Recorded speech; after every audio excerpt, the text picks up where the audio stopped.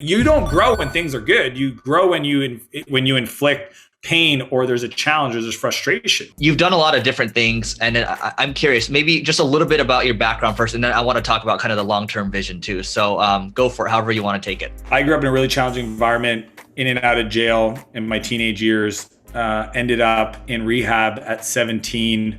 Spent 11 months there, rebuilding my self-confidence, working through emotional challenges, trauma, that kind of stuff. And at the end of that, I discovered programming, helping Rick, the maintenance guy, clear out one of the old, it was a church camp, this rehab center, and there was an old book on Java programming, and I just took to it. And essentially software became my new addiction at 17.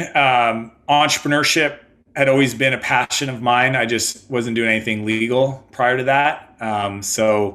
I started a bunch of companies, and what's cool is it's become the ultimate personal development program for me. That's my feedback loop, is my businesses. Since then, I've started 5 companies. The first 2 were complete failures. Things shifted for me when I started reading books. So I read the Love is a Killer app is the first book I ever read at 23. But then I read a bunch of the top 100. E-Myth resonated with me from Michael Gerber. I hired an E-Myth business coach before I even had my third company, because I was just so fed up failing. And that's the one that made me a millionaire at 27. And then I took all my money and reinvested it in software companies as an angel investor. I think I've got 3 IPOs about to happen this year. So that's turned out to be pretty awesome. And then, as you mentioned with SaaS Academy, we're rebranding to SaaSCoach.com. And it is the largest training coaching company in the world at this point for SaaS founders. And then I have my other venture thing that I talk a lot about called High Speed Ventures, which is where I buy companies 100% with my own capital and do what I teach my clients to do over here with the High Speed team, and having a lot of fun there. So just keeping busy, man. I just love life, and I know what I'm good at, and I stick to my lane. Got it. I love that. Every person in the world, doesn't matter if you're 50 or 21 or 17, if you start today and you apply 1% better every day, your life can look magically different in a short amount of time. And I will say that picture was probably the most impactful thing, because I didn't realize before, I didn't know that you were this big guy before, and you're trying, like, everyone's trying to figure things out, right? They're going through a journey. You just mentioned it, trying to compound 1% better every single day. You start reading, you start building habits. You might have some failures in the beginning, but you figure it out, right? So this is really for anybody that's listening right now that's just starting out. Like it takes time to build up, right? So. Well, dude, I had 10 years-ish. So I started at 17. I didn't become a millionaire until I was 27. 10 years. And I'm talking like 100-hour weeks. Like the amount of time I wasted doing shit that didn't matter, that I didn't know any better. Like, it's embarrassing, dude. It's embarrassing. The relationship stuff I had to learn, right? I used to be engaged, and then I wasn't, right? Like, I mean, that's why when people tell me about their struggles, it's like, I'm not sure I've been through that specific situation, but I just know that no pressure, no diamonds. I'm here because I decided to continuously audit and investigate and ask myself what the next level is.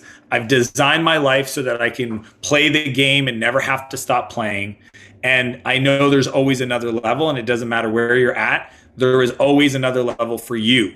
And who you can be is who you must be, right? Like, if you have the potential, you have to express that. I believe that at my core. And everybody listening has way more potential. And if you choose to just sit on the couch and watch Netflix, that's your thing. But just know that you can't ask to live an extraordinary life and act ordinary. It doesn't work. Those two things are opposed, right? Somebody said once, like, do what others won't so you can live a life others can't. And that's the biggest thing that over the years I've gotten better at, is the more successful I am, the harder I work, the more I show up, the more disciplined I am, the more I'm willing to grind. And I didn't have that in my mid-20s that I have now in my early 40s, that I'm absolutely going to be doing this when I'm 100. Like, people think I work out and work hard now. Wait. I mean, you're just starting. That's what it is. Just starting. It's kind of like writing, right? Like, I like to have written, I like to have run, I like to have done the competition. In the moment, I don't like it. But to me, it's in that moment of conversation with yourself, right? Like, do I slow down? Do I stop? do I fake an injury? Like, trust me, every thought that people think, like, I've had friends that are like, yeah, I couldn't do it because I hurt myself. Nah, you didn't fucking hurt yourself. Like, you just, let's be honest. Like, whatever. I'll call people out when I think that they're not being honest with themselves. But those are, like, the truth is, those are the moments when you actually get to grow. Like, you don't grow when things are good. You grow when you inflict pain, or there's a challenge, or there's frustration, right? Like, the no pressure, no diamonds, like you are. So it's kind of like you have to do the thing first to become the person who can have the thing. So that's like the be, do, have. Some people think you need to have the thing to become the person, right? And that's just not the way it is. So I don't know. I just know that I've got way more to give, and I'm willing to do the work. And my true north is just people. I just love people. I love to build teams. I love to build companies. That's the game I play. Like, can I get better at communicating? Can I get better at inspiring? Can I get better at giving clear direction? Can I get better at making better decisions strategically, sequencing? That's the game that I play. So it's no longer SaaS Academy. It's going to be called SaaS Coach. Is that what it is? Yep. Okay. So let's talk about that, because I know I think you started this business, 5-6 years ago. I know, I think I was talking to Syed, and you actually brought the idea to him. So he was talking about it. So what, can you talk a little more about the business, and then how you make money? And then, I guess, for people that are interested, what level of SaaS people do you work with? Yeah. So I mean, I've known Syed for a while. He became a client probably 2 years ago. I love Syed and his team. He's built that awesome motive. So in regards to what we do, we have 3 distinct programs, and they're designed for people that are revenue generating. So I've got my accelerator level for people that are trying to get to that kind of 10, 15K a month in recurring revenue. But you have to have a product. Like, I don't help people start businesses and build software. There's a ton of great people out there. Dane Maxwell had the foundation, et cetera, et cetera. Eric, maybe you know some people. So, like, I don't help people start anymore, because it just wasn't my passion. My passion is helping driven, ambitious, motivated founders do great. So that's accelerator program. Then I have my SaaS Academy, the academy side, which I help people kind of go from that 20K MRR to about 300K a month in recurring revenue. And then I have my boardroom program, which is for the higher end clients that are at like 3 to 4 million ARR or 300,000 MRR, to scale up to 10 and beyond. But I also coach, the founders of ClickFunnels and Agora Pulse. So, like, a bunch of companies that are in the 50, achievers.com. I mean, they're 160 million a year in revenue. So I'm just all B2B SaaS. It's what I do. It's what I love. And those are the programs that help people get results really fast. Got it. Makes sense. At the end of the day, when you look at Dan's ads, right, and I see your ads sometimes, it's straight up like, here are the templates, right? Here's the shortcuts, right? You get the value right there. It's not, to your point, it's not look at my McLaren, look at my Lambo, look at my big house, right? Because that's not what matters. It's when you're working with people that have already started, they don't really care about that stuff. They just want to focus on the business, right? They don't want to focus on the Lambo and all that. So I call them frustrated builders. Like, Alex Becker is one of my clients, and, like, he studied a lot of those guys, the same Sam Ovens, Russell Brunson, et cetera. And like, what a lot of the people that work really well in my world are the frustrated builders. They're people that are bootstrapped, technical backgrounds, typically, or marketing backgrounds, and they just want to be shown how to do it. They don't need to be convinced. They don't need the weird motivations. Like, they're looking to build real value, and they're just sick of, like, okay, we have a churn problem, or we have a pricing problem, or we have a team issue. Just show me how to solve the problem. And I literally ask myself every day, how do I create more value for my customers than anybody else in the world?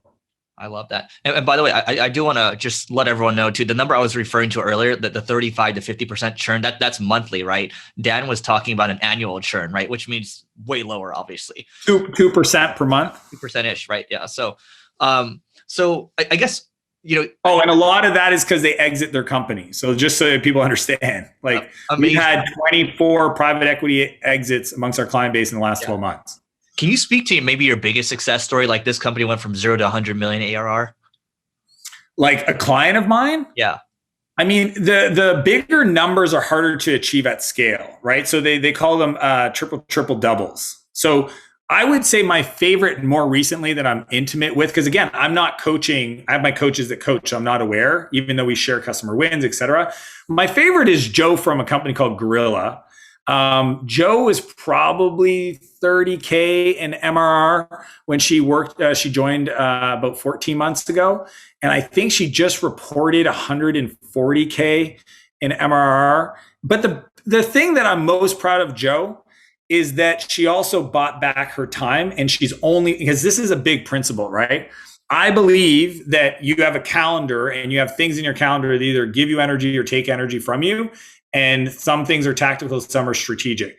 What I love about Joe is not only did she grow her business, executing her growth playbooks, but she's created a life where she's a new mother. She had a 6-month-old, so she had a baby in the middle of all this. Okay, so that's the reason why I'm most impressed with Joe, is because of that stuff. That anybody else would have gave themselves a reason to take their foot off the gas, and she doubled down and she executed and she did that. But dude, if you go on the new website we're going to be launching soon, we have hundreds of testimonials of people. Our average client grows about 270% a year, right? So that's average. And honestly, if people are not doing the work, we just ask them to go find another group. We don't do well with people that think they're going to just buy some like fairy magic hustle dust or something. Don't forget to check out the next video over there, okay? Over there. And before we go, open a new tab, levelingup.com, to learn more about the book. We may or may not have other goodies tied to this book, all right? Levelingup.com in a new tab. You can check out the next video first in a new tab, and we'll see you later.